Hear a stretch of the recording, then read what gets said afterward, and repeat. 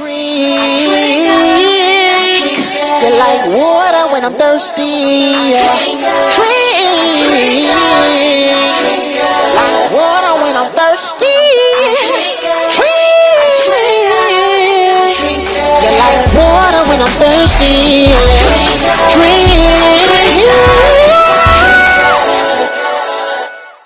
Only someone who doesn't believe in the Son of God, then why is it so deep? I'm not concerned about that. Can I say something? Because I'm not supposed to sit here with him. We battle with the spirit of principality. But no, we don't battle with flesh. But it simply says... Are we back on Darren? I got an answer. You ain't got no answer. I got the answers. My Bible. Okay. Karen, what's your question again? Answers in my sword. Karen, tell me your question again. I got my answers I'm in my saying sword. I need to get, what was it, 1 John 2?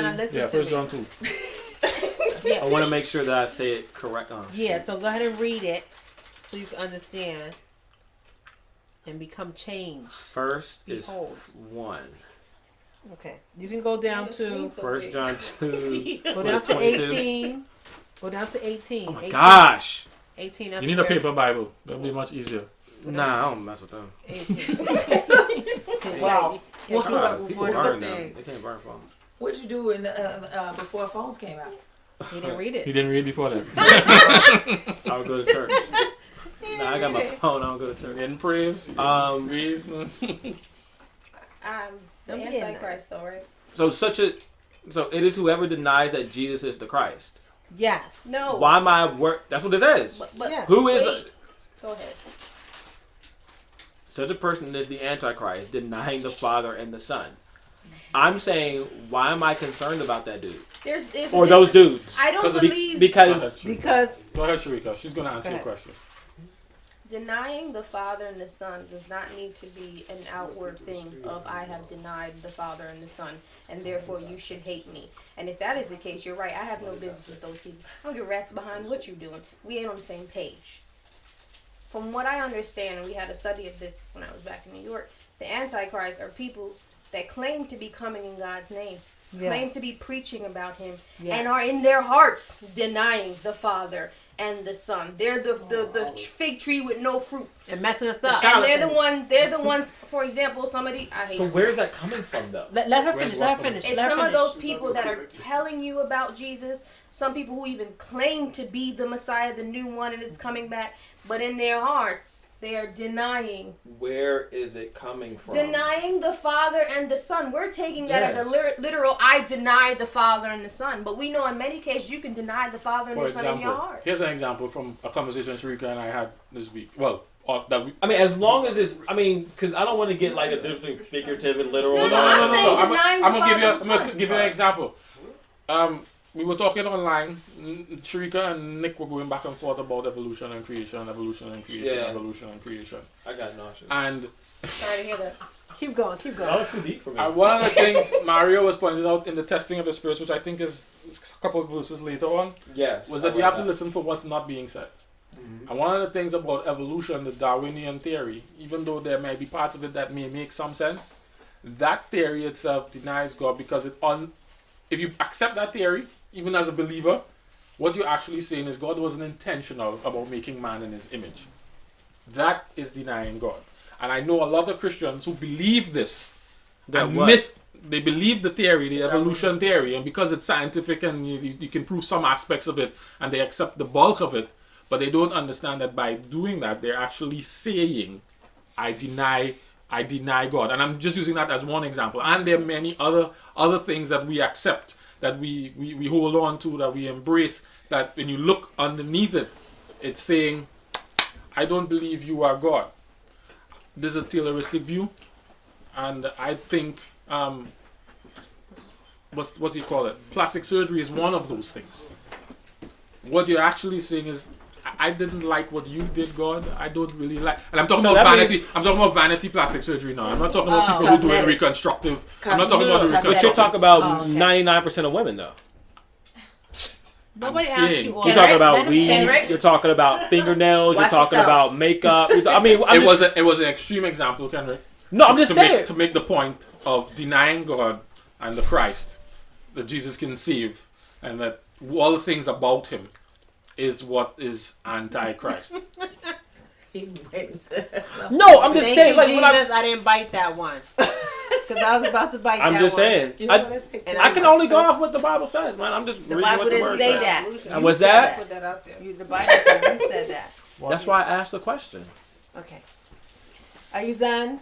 I was done making Well, that point. Okay. I was like, okay. Go To the, oh, go ahead. No, I was just getting ready to say what I would say is just touching on the whole thing of why we feel. I know Sherika, man, my God.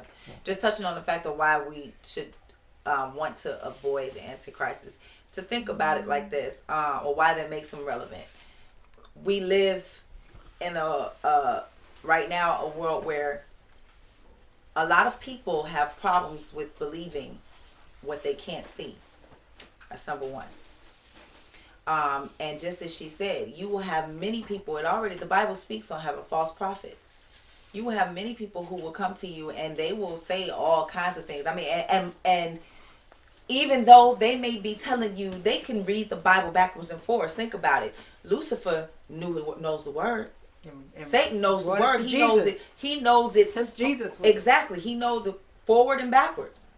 So it's important to know, because in that particular situation, you could have Satan himself speaking to you and telling you and speaking to you the word, but giving you insight on his part of it. And if you don't know the difference and you're not paying attention to that, and you're surrounding yourself with people like that, it's easy to fall into a complete life of sin and turn your way away from God. And that's my opinion. And that's what, And that's even what more John is so- saying here. Yeah, and even more so, we are meant to continually improve upon ourselves and move forward with our brethren and improve and improve and improve till we get closer and closer and closer to God. And with that, we're meant to make changes in the church. All churches need to be improved, even ours. And we need to change laws. We need to change beliefs. We need to change certain things. That biblical changes, because certain things we put in there that were man's, and we need to change these things. But if we have someone who, if I'm sitting next to you and I'm the Antichrist, I am tainting the change that we're supposed to make together. So together, instead of changing the church for the better, we all need to study enough to be able to know that one of us is off. Mm-hmm. And then whenever I say, and so let's do this. And we're like, yeah, let's do that. And we're making a change in the wrong direction, because an Antichrist isn't someone who's like, I'm an atheist and I don't believe in God. No, Antichrist is someone who's going to sit here with us and say, I love the Lord and this is my word, and see, I told you, let's go for it. And then we have all this confusion, and we're not getting closer to God. We're getting farther from God, and we're getting this riotous mentality instead of improving. We're in a church, we're in a hospital. Instead of getting better, someone's giving you poison instead of feeding you healthier food so that you can get better and better and healthier, and then turn around and help other people get better and better and healthier and healthier. Verse 24 actually echoes this point. So you must, after he goes into the dialogue about the Antichrist and who they are, he goes on to make the point, his takeaway point. So you must remain faithful to what you've been taught from the beginning. Yes. Antichrist is going to Antichrist in terms of concept and persons, not whatever we learned about. Yes. Mm-hmm. Antichrist in that sense yes. is taking you away from what is really Christ. Yes, what it seems to mimic or look like or is close to what Christ may would have taught. Yeah. Yes. If I could point this out, that's why the Bible talks about study thyself approved. Yes. Study and show yourself approved. Right? The harsh reality of it is 7.5 out of 10 people, we didn't even get to Christians, whatever, they believe whatever they see and they don't check it. Yes. They don't check it. Because it makes us feel good. That's just the bottom line. You know what? Because she said it. Whatever. You understand? The Antichrist, the devil, the demon, the anti-God, because God is love. That means if you are not for love, you're anti-love. So however you want to spin it, the only point of that is to throw pixie dust in your face and be like that little deer that's running across the highway. Oh, look at the lights. I know I'm supposed to run. I know I'm supposed to run across the street. I know I'm supposed to run across the street, but look at the horrible lights. image. You just got an Horrible image. So no, but look. You gotta understand what the devil does. You're supposed to be doing what you're supposed to be doing, and then all of a sudden this comes up and you're like, oh, pretty. Alright. And you forget. Now what that person is doing is anti whatever you're supposed to be doing. So you're right. A person will come in who says they believe in the Lord, and like I was saying earlier, about regardless of what, before we started filming, when it comes to rape, everybody in this room feels that is a no-brainer. So if we say, okay, we're gonna do an anti-rape campaign, shouldn't nobody say no? You understand what I'm saying? But when you say, okay, let's go feed the homeless, and someone says, are we going to be safe? Or they say, are we going to have enough money? And you're like, God said we could do mighty things. Be quiet. Let's go. It's so easy to happen.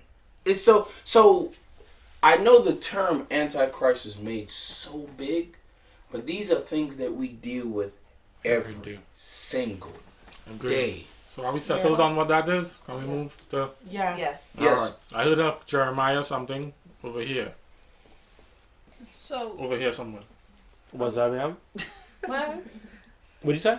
No, I had a question about Jeremiah that I asked Jared earlier today, but Which one was that? He never answered. So I figured I should put it on What If a Thursday. I think that was on purpose. You asked them where? On Facebook. Let her focus. Just give it a question. Yeah, give okay. us the question. No, I just want to see what happened. So, in Jeremiah, we've been reading about God basically saying to the children of Israel, I'm going to have them captivate. Well, that's not the word I want. I'm going to have them take you captive. No matter what you do, these Babylonians are going to come and get you. If you fight them, you're going to lose. You might as well just pack up yourself and just wait. But in the meantime, you buy this land, you get this deed, you do this stuff, you do that stuff.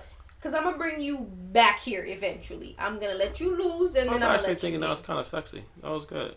Right? Come on. Did he say sexy? Yeah, that was sexy. The question is this. God back then seems to send prophets to say, this is going to happen to you now. But next is the good side of the story. Is when I'm going to bring you back, and this is why I have to put you through this. Yeah, that's awesome, though. In 2014, where's my prophet? Yeah. You don't have a lot of them because the conference puts like. What? Wait. What? I'm sorry. All I heard was, cause see what had happened was. That's all I heard. What are you looking for in terms of prophet? Where is that person or that being or thing that says, in the literal sense? Why that can't be you? Can I? I'm not prophesying. I have an answer. I have a biblical answer. I'm not. I have a biblical answer. This dude. I have an answer in the Bible.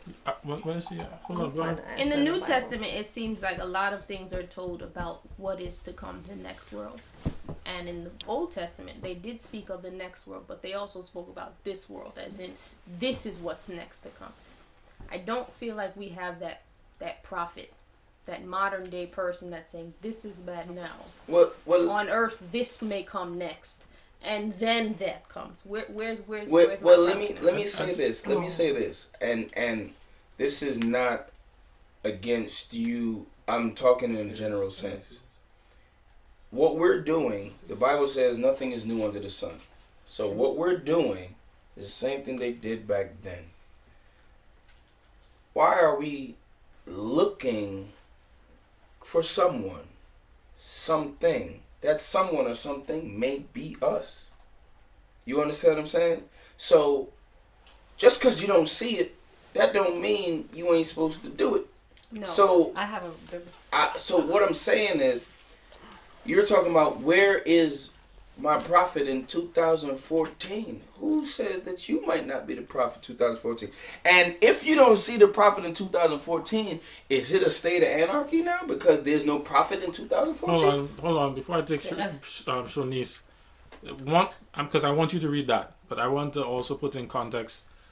If you read Jeremiah, the one that we read yesterday or day this week, there was another guy, Hananiah, who came up and said, Jeremiah, you're talking foolishness. Yeah, I was going to get into that. You take off the yoke and he put it on the ground and whatnot. What you realize is Jeremiah is popular now because what he said came true, and partly because he wrote it down. Yes. But there was Micah, and even in Jeremiah they reference a couple of prophets that we never heard about who were saying the same thing Jeremiah was saying, but never really became that popular. We don't know about them. And then there were a lot of other guys who were saying a lot of other things. So, profiteering, doing the prophet thing, there were a lot of them. They were abundant. And there were people walking around saying a lot of things. And God was calling a lot of people. Jeremiah wasn't like he didn't have a big church over there so everybody knew about it. But he was the guy who was saying this. And Ezekiel came and said the same message. And this one came and said the same thing. And all these guys came and, spoke out. Hosea, all of these guys were in and around similar times where they all spoke the same thing. They were minor. So the point I'm making is, in 2014, there are guys like this, but they're not popular right now, who are calling towards the truth and calling us to focus on truth and speak to the truth and what God is asking of us in the moment, but we're not really paying them attention. That's right. And you'll also see that in Jeremiah, in the Bible, in those times, you'll also see that God was up against the false prophets who were telling the people, peace, peace, peace, peace, peace. Everything is going to be all right. And that's what Hananiah. And it was so abundant. The only reason it looks like Jeremiah is this big prophet now is because, his message was recorded and we seen it hindsight. That's what I was getting ready to ask. Could it possibly be a situation in regards to your question? Sometimes they're not seen as a prophet until after the act has passed, until the prophet. Exactly. That's the only thing that makes you a prophet. Yeah. Not only that. To answer your question, remember, kings, queens, whatever the royalty is, prophets, all of these pastors,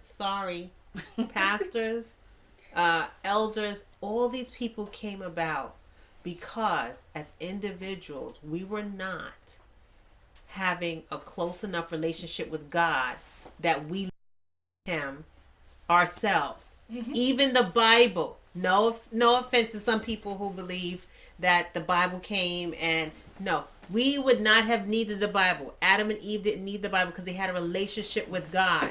Even when Cain was about to sin, God spoke to Cain himself and was like, be careful. And so here, they didn't need a Bible. It just started. And so because he had a relationship, he had a relationship. You can't tell a story that is just being written. Like you're living the story. Okay, so here we go. So in the Bible, what are you going back to First John? I don't understand what the Bible would have. First John. We're in 1 John. We're going back to that. 1 John 2 verses 27. Okay, because a lot of us don't like to pay attention to the fact that God has anointed us, and He wants to have a relationship with us. He wants to teach us Himself as individuals, but because we're not listening to Him and we're not having a relationship with Him, He has to find other avenues. He has to have people come talk to us in order for us to feel like we have a tangible ruler over us to clarify these things. Okay, but here it says 1 John what? 1 John 2:27. As for you, the anointing you received from Him remains in you, and you do not need anyone to teach you. But as His anointing teaches you about some things, does it say that? Really? Is someone with me? Really? Yes. It says all things. It says all things. Okay? Can I see? You prefer a pastor? That's what you prefer? You prefer a pastor to read it to you? That I can't do it? Okay, so. Just to sum it up. But as His anointing teaches you about all things, and as that anointing is real, not counterfeit, just as it has taught you, remain in him. So that's saying, listen, you're anointed. Believe in that and let God teach you what he needs to teach you. Stop looking for somebody else to tell you what to do, and then you get upset because you don't want nobody to tell you what to do. Maybe I've misinterpreted what I'm asking. You say, where's our prophet? But at this point, we have the Bible. You say, where's your prophet? But I'm saying, this is your prophet. Well, then restate your question. Have a relationship with God to the point where... This is my prophet as far as, okay, this is what's supposed to happen next. Eventually, I'm going to die. And I might make it happen, I might not. Let's look forward to that. That sounds great. Back to Jeremiah, though. I'm talking about on earth. The Babylonians are coming. Yes. When they come, I'm going to give you, 7 years, 8 years of captivity. This deed that more specifically the deed that he had, buy the land with this silver, put it in a jar so that it can last longer. Because when you come back here, I'm going to want you to claim this land that I told you you're going to have. Earthly things that are happening to these people. You're going to come back, you're going to feel better. And you're going to have kids, you're going to live long lives, and then you're going to die and you're going to heaven, and we can look forward to that too. Yes, and as we wind down Earth history, we're looking for wars, what's the problem rumors with of wars, earthquakes, storms. We've been told this already. I'm asking her, what's the problem with what she just said? What's the problem with what you just said? Her question, she wants someone to give a detailed outline. No, she just said, I'm going to take let her ask the question.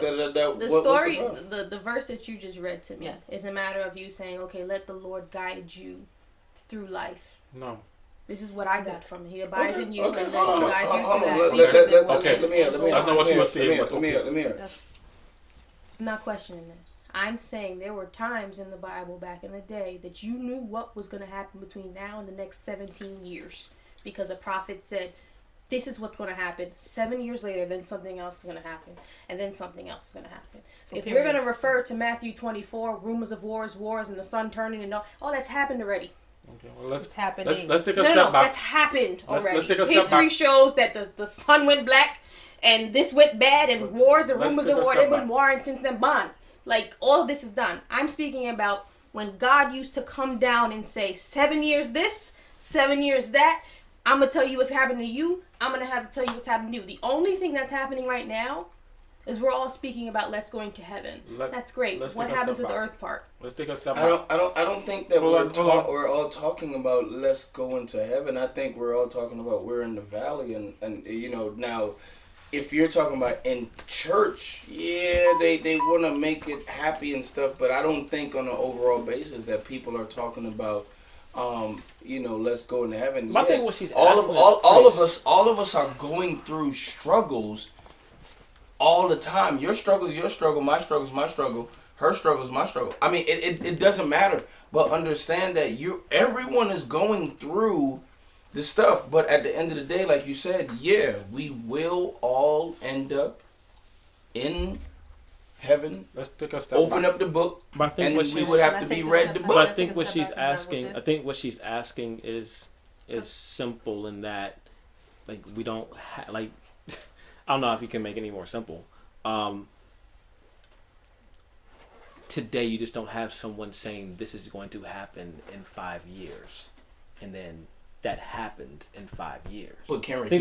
If you did though, then what would you do? I'm not arguing. I'm just stating that's what she's saying. So, like, we're saying all this other stuff around it, but I think what she's saying is that. That's why I wanted to take a step back. Yes. Take a step back to what was happening at this time. Hold on. But in general, though. I'm speaking in general. Yeah, go ahead. When you talk about somebody, let's say Jeremiah, because he's the one who called times. Yes. But before Jeremiah preached for 23 years or so. Before him, there were a couple of people who came and said Israel is going to be destroyed. They didn't give any specifics. They didn't give any timelines. Jeremiah is specific because he was the last voice just before those things happened. So that's why you have timelines. But God had been sending messages, and he said it in the New Testament, he said it in the Old Testament. I kept sending you prophets to tell you, get right. Now I'm telling you the reason for if you don't get right, I'm going to do it, I'm going to end it right now. Now, one of the things that is key in that is that thing was imminent for right then, so that's why you have those people giving those times. I don't know what God is doing in this time right now that is imminent, that needs those times. But you do have consistencies in the messaging that are similar, that speak to whatever he's doing. I would even dare say, and this is just controversial, people didn't really pay Jeremiah any attention at that time. They probably gave Jeremiah as much credence as they did as we gave Ellen G. White. And I'm not saying Ellen G. White is a prophet. That's not what I'm saying. I'm saying, Well, Pastor so-and-so now. Or whoever. Or Elder so-and-so now. T.D. Jakes. Whoever. The point is, years from now, they may be elevated to that prophet status because we can see that what they were saying was true and they gave those messages for those times. I'm saying that part of the problem that was happening there is that people weren't taking the guys who were coming seriously. Like and they weren't paying them any attention, and they were listening to all the other guys who were giving them the feel-good stuff. And they weren't really willing to hear them. Jeremiah was not popular. Jeremiah was not liked, but people were taking advantage of him, and nobody really wanted to hear him. But my thing is this: it's so. But I guess my problem is the only time you need a prophet is when you have things that are so bad where no one's going to listen. Exactly. Or people are not listening, and they don't have the means to listen. Remember, these are times when a lot of their things were taken. Like right now, most homes. They weren't going to listen. You know how you go. You know how you look. You read your mission stories and so forth, and they're like, "Oh, and I saved up for 3 years, and I bought a Bible." And it's like, wow, you saved it for 3 years, and that's what you thought to buy, a Bible. Whereas, I have several in my house. I can't even count how many I have in my house because I have access. Not only do I know I have access to God and I'm listening to God, those times when they had this year, you had long periods of time when the people were blocking God out completely as large groups. You didn't have a lot of people screaming in the group saying, "Guys, let's get it together, let's get it together, let's get it together." And then God had to send someone to say, "You go there and help them to get it together. Tell them what I'm saying because I'm telling them already, but they're not listening to me." And most times they were regular people who were minding their own business. Yes. They were farmers, so and that doesn't negate anything that I said aside from the fact that Jesus was the last person that we seem to acknowledge as being the prophet to see what's coming next. Yeah, but that doesn't mean he was the last one. Fine. Jesus was how long ago? Martin Luther can be considered one of those. Yeah, and you know what it is? We look at people's lives. Could be considered. We look at people's lives, and we see them as human. We see certain disciples as supernatural. Nobody's you know what I mean? They're supernatural. I just I'm saying prophesying. I'm saying Martin general. Luther did. I'm saying general. I'm saying that to bring it. I'm still kind of lost. Like, and what? So. And I'm gonna tell you why. We don't need it. He said we don't need it. No. I'm not saying we don't need it. I'm saying I don't need it. And what? I'm not saying that don't change nothing it in the changes a lot, and I'm gonna tell you why it changes a lot. I think, and maybe where I am in my spiritual life is why it changes a lot. I'm asking the Father to speak to me in ways which I'm not confusing it with my voice, Satan's voice, or the voice that's in the back of my head, because there's 3 of them there. We've heard all. Right? We've heard 2 of them. Like. 2, not a 3rd one. He's dangerous. So it matters to me as far as if I see in the Bible, for example, I even prayed last night, Father, you just send somebody to speak to me the way you sent those prophets to speak to those people. Or talk to me in a way that I can figure this out. So it does matter. There are people out there who have the 3, 4, 5 voices in their head and can't figure out which one's God. So where is that person? Because if the world was bad then, so what's the world now? We claim to be in the last days. Hold on, let me point out to you. Let me point out to you though. If you literally did pray and say to the Father, "This is how you want it to be sent to you," you're wrong. No, that's not what she's saying. That's what I said. That's not what she's asking. Because you can't tell the Father what His plan is for you. That's not what she's However saying. the plan works out is what the plan works out. She's saying she wants Him to clarify for her. Sherika, you're still telling the Father what you want for Him. You cannot specify clarification. Let's go to today's. You just go. Or yesterday's reading. Is yesterday? Yesterday's when he talked about blood and thing. Which reading? John 5 or is it John 6 where Jesus talked about eating him and drinking him? Was it this day or yesterday or yesterday? John 6 was John weird. 6. John 6. I like John 6. All right. So here's this. Here you have Jesus in the flesh, prophet of all prophets, last big one. And he come in the name of God. He's the Son of God. He's the most popular. I mean, he's not the most popular. He's the Son of God. He is the real deal. He starts to go off on telling the people something. And verse 60 says, many of the disciples says, this is hard to understand. Can anyone accept it? He goes on to talk some more. And verse 66 says, at that point, many of his disciples turned away and deserted him. They didn't think.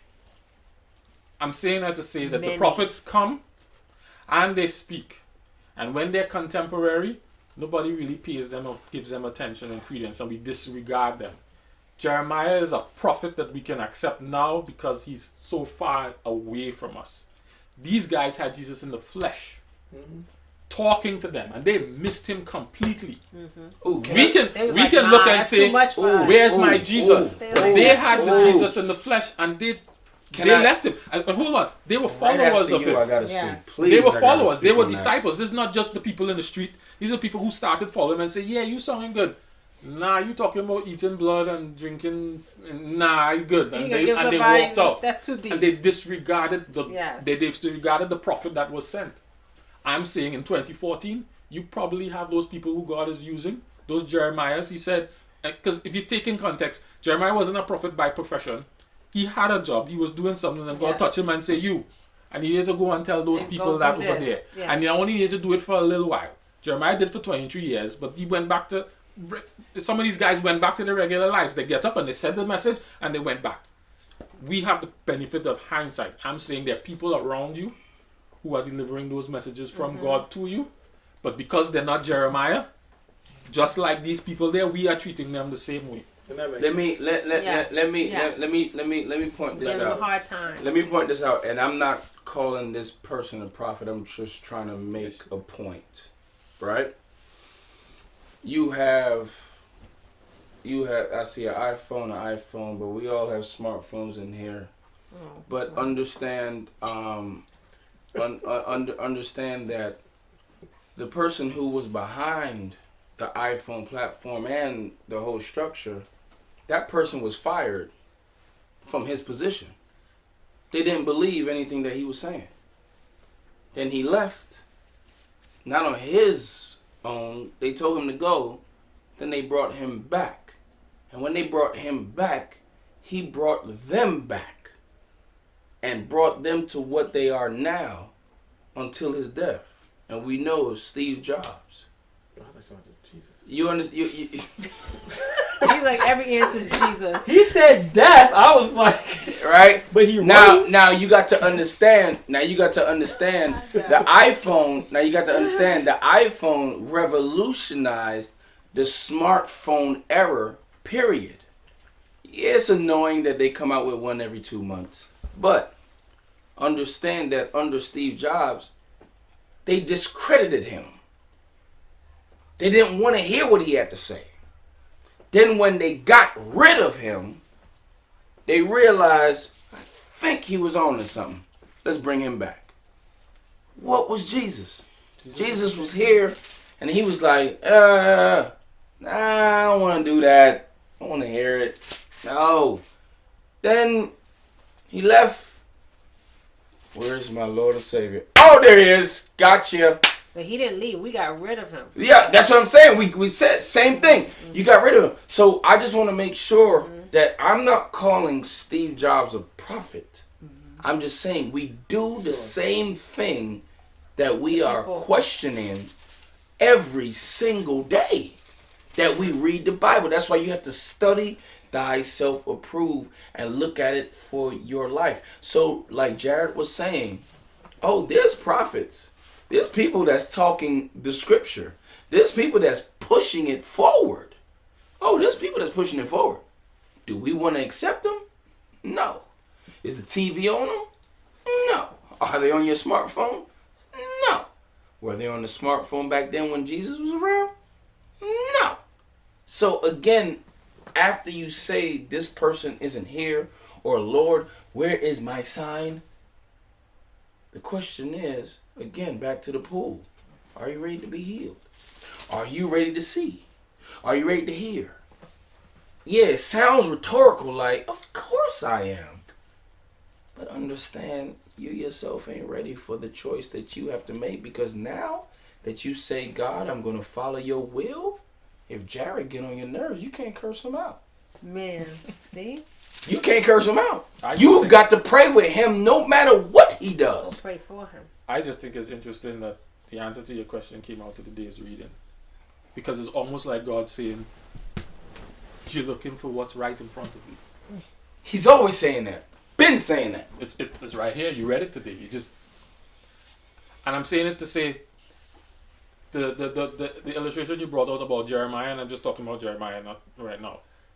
The people missed it. They missed it. They missed it then, and they missed it when Jesus came, and they missed it, and they missed it, and they missed it, and they were looking for what felt good. And you see it all over. Like, we've been reading Ezekiel. God kept getting upset with the people who were supposed to be sending the right messages because they were telling them other things, and that was what the people wanted to hear. The people who were saying this stuff, nobody was paying them attention. These people, even when Jesus was teaching, they said, we know you. We know your mother. We know your brothers. You can't be nobody. What you talking about? Joseph, your daddy. We met Joseph down at the market about 2 days ago. What you talking You ain't no prophet. That's right. But this was Jesus. So I'm saying that to say, you never know when God is, and if you consider a prophet isn't always foretelling. A prophet usually is someone who is given a message that God sent. God say, go and tell him that. If I could point this out as you speak, a prophet is not clean either, because Jesus didn't come for the clean. So a prophet may be the dirtiest person that you ever seen in your life. Case in point, in Saul's instance, so Paul, he was on his way to Jerusalem, and he believed God told him this. And a man came down out of nowhere and bind up his hands with something and said, the Lord told me to tell you, the person who wearing this thing will get bound up just like this. And then he went on his way. Prophet. I'm saying, how many people in your life, as you reflect, brought you a word from God, about God? They are the prophets you're looking for your moment, for your time. But you have to know his word to know whether they're coming from him or not. Because you'll have Hananiah show up and Shemaiah show up. The guys you were talking about? Yeah, but part of that was, and I think it said it in there, was that you're going to know by the results of it. Mm-hmm. You're talking hindsight now. Yeah. That's hindsight. That's after the fact. But that's what the Bible says. How do you know that your wife was the wife you're supposed to have until afterwards you realize? You'll find out. I saw it. I saw it now, but at the time you were just like, I'm just trying to get lucky. Yeah, but the problem is the only reason Jeremiah was able to say something against Hananiah was because God then spoke to Jeremiah and told him differently. Mm-hmm. Yes. There was nothing inherently wrong with what Hananiah was saying outside the fact that God didn't tell him that. And the only reason you didn't know he told him that, only reason you knew that God didn't tell him that was because God told Jeremiah, I didn't tell him to do that. So tell the people this. So that's not enough. Like, the Bible clearly talks about what proves a prophet. A prophet's proven by the results of what he's saying. And unfortunately, results are it's the product. That's why Jesus is so big now. He wasn't that big then. And that's what separates Jesus from everything else, is that things that are said have come true. And that's it. Prophets aren't welcome in their own time and in their own town. Can I just touch on what you just said with the prophet of results? Jared said it about Martin Luther King. Well, I meant Martin Luther, not the King one. Is that Martin Luther? I'm gonna touch on Martin Luther King. What happened with Martin Luther King? I love what Martin Luther King did. whatever Junior, the one that the American one. Yeah, the American one. I was talking about the German one. Now let's talk about, you said proof and the results, right? Now understand that all of us sitting around here. Now again, I'm not speaking on the Bible, but I look at the Bible backwards. I look at it worldly, and then I get to the Bible instead of trying to force the Bible and then trying to convince somebody you're worldly. You have Martin Luther King Jr., where all this stuff was going on. The black people were being oppressed, and this, that, and the third. Got to sit in the back. Whites only. Coloreds or color reds, they spelt it wrong. I don't even know who was doing the spell check at that time. But nonetheless, and then they had the Rosa Parks situation, and they wanted to uproar, and he said, no, let's go ahead and just stop riding the bus. Now, when they stopped riding, they said, okay, we're going to stop riding the bus. The white man at the time said, hey, the Negroes, they work 20 miles away. They have no choice but to ride the bus. They have to ride the bus. We own the bus. They too broke to own cars. We own the cars. So whatever they say, don't worry about it. But then something happened. Martin Luther King Jr. was able to convince everybody to stop riding the bus. And when they stopped riding the bus, it was like they could only do it for a week, then another week, then a month, then more months. And they was losing money. Then white man said, hey, all right, enough is enough. All right, y'all can sit wherever y'all want on the bus. If you understand what a prophet is, you see some of the rights that we have today as black people. Martin Luther King ushered that in because God ushered him in. Because if he did not stand up for that without waving an AK or doing anything of that nature, we would not be where we are right now, sitting lively on a couch. We will still be looking. That's messed up. We will still be doing that. There was no master in this issue. All right, but what I'm saying though, the point is very well taken. But the problem is, it still comes down to result. Nothing. It's still the result. The result was we don't ride the back of the bus. Yes, but the result still. I don't disagree with that. I don't agree that that's a profit, but it's still based upon your analogy. It's still the result. Mm-hmm. You still can only tell proved him to be right. Yeah. Well, it still has to be the result. And that's nothing wrong with that. Okay, can I? And we're looking at the results, but now that we have the results, why are we still questioning the results? You can't be a prophet if what you say doesn't come to pass. No, it's not just the result. It's about relationship. When Jonah was a nobody. Yes, from your relationship though. That's my point. No, listen to what I'm saying, please. Jonah was a nobody from nowhere to the Ninevites. When he walked up in there's something about his authority for the time being that made the people say, you know what? Something about this brother saying, not what he said or so forth. There's something about what he's saying that has truth in it. So we need to get ourselves right. And at the time, they didn't see results. God didn't send down fire and kill half of them. And they're like, oh, if you don't do this, the other half of you gonna die. They didn't see results yet. So sometimes for us to be like, yeah, it has to come to pass, we don't see it. We have to be in the moment and be open to, even in our sin, in our error, open to hearing the possibility of correction in us. That's why I'm here. But that doesn't make you a prophet. No. You guys keep saying. But that doesn't make you a prophet. But at the time, it does because Jonah prophecy was a prophet. Didn't come to pass. It didn't come to pass, but they were listening to him. Then he's not a prophet. He's a messenger of God. You but guys not a are prophet. not. I don't know if he's a prophet. He's not a prophet because a prophet. Prophet has prophecies. Have the word prophecy is the word that is translated prophecy has two meanings. One is forthtelling, future telling.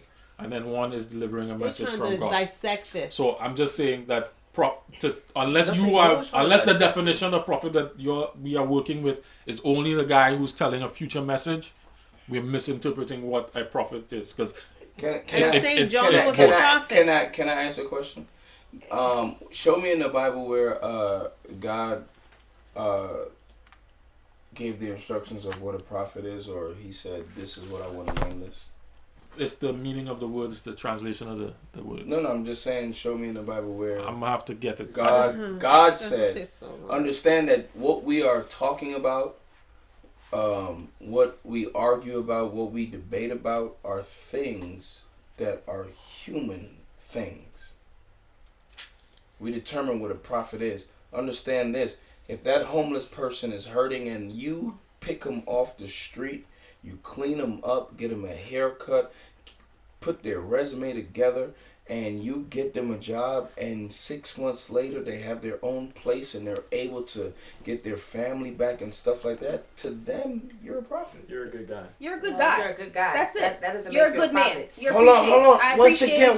Or you're obedient. Once again, who determines these terms? Well, that's all I'm asking. But part of it doesn't even matter, though. This is gonna hold on. That's my end game. Who determines these terms, these phrases? You're a prince, you're a princess. Who determines these terms? And then at the end of the day, what does it matter? There has to be some common language that matters. Because if that is the case, then this Bible itself can be interpreted any way I feel like it. Because why does it matter? We have come to a language why do you think we have the problems that we have so far? We have a language where we've established a common meaning of things. And if we're going to help people get to God, we must understand and meet people where they are concerning those common meanings. So when someone is asking us a question about a common meaning of a word or a common meaning of a phrase, to repeat, why does that matter? I can say to you, then why does it matter if Jesus is the Messiah or the Son or the whatever? We have to find a way. Wait 1 second. You're speaking exactly what it is. We have to find a way to not dismiss things that cannot be answered easily with, why does it matter? Because that's not helping the non-believer. That's not getting me, honestly, and I'm going to be quite honest, this whole conversation to me was just like, I bet I shouldn't ask the question. Because it didn't get me anywhere.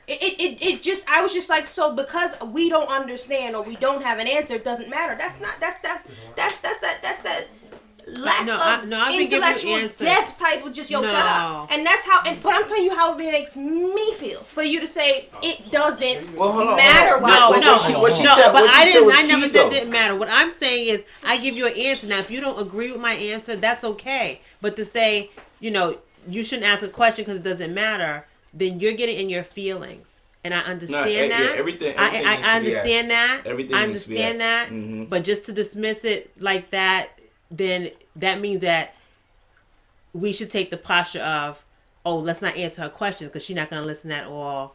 And it goes back and forth. I'm not listening to you. What I'm saying is we're playing the game of English translation, and it makes a difference. It does make a difference what it means. You can't say it doesn't matter. You can't play the word game. Nobody's saying it doesn't matter. But you said something real key a couple ticks ago, just now, about the interpretation of the Bible. Again, we could talk about certain things. We could go down the list. If we say rape, murder, everyone in this room will agree on what it means. You understand? But why does it matter if Jesus is black or not? But the Bible talks about we pick and choose. Man picks and choose what we want to say is good, and what we want to disagree with. That's true, but that's not what we're talking about in this instance. My bad. My bad. I'm sorry. That is true, but that's not what we're talking about in this instance. What I was getting ready to say was in regards to the term prophet, and I know, you know what I'm saying, even as someone who was not necessarily in the Word all my life, you know what I mean, or necessarily that deep into the Bible all my life, if I heard the word prophet, I never thought of a good person who did a good deed. Because not necessarily, a prophet may not have necessarily been someone who did a good deed. The only good deed that they may have done was by delivering a message to you, in their life. But it's hard to decipher, to say exactly who they are at that time, unless just as she said, you're open to receive. You understand what I'm saying? You're open to receiving. You're leaving yourself open. As far as your question, as far as you're asking about, I guess you're asking where's the prophet for 2014? Who, you know what I mean? Who has been that person that has basically spoken the message? And I understand. I agree with what Jared said. They may have been everywhere already. There may have been people who have spoken a word in your life, people who have spoken a word to you and told you or said anything. But at that time where you were, you may not have been ready to receive it. Do you understand what I'm saying? Or it may have just gone over your head for whatever reason. But after what they said to you has happened, you may look back and say, you know what? So-and-so told me that this is what was going to happen. And they were right. You understand what I'm saying? I get what they're saying in regards to the effects of the results. But as far as saying that the person, if a person clothes you, feeds you, takes you off the street, does this and that and the other, you could look at them as a prophet. I could never say that. You could indeed, and I would see many of people look at them and say, oh man, that's a good person. But you didn't necessarily speak a word into my life. What you did was you basically just helped me out of a situation. And that was a great deed. That makes you a good Samaritan, but that does not make you a prophet. And I will agree. You can't tell somebody what they feel. No, I'm not saying by definition. I'm saying the establishment of the word. That's not a prophet. Hold on. Yeah, when we go feed the homeless people, they walk up to us and they say, "Ooh, you should open up a restaurant." We don't believe that we should open up a restaurant, but that's what they believe. So again, you can't tell somebody. Let's be clear about if they want to be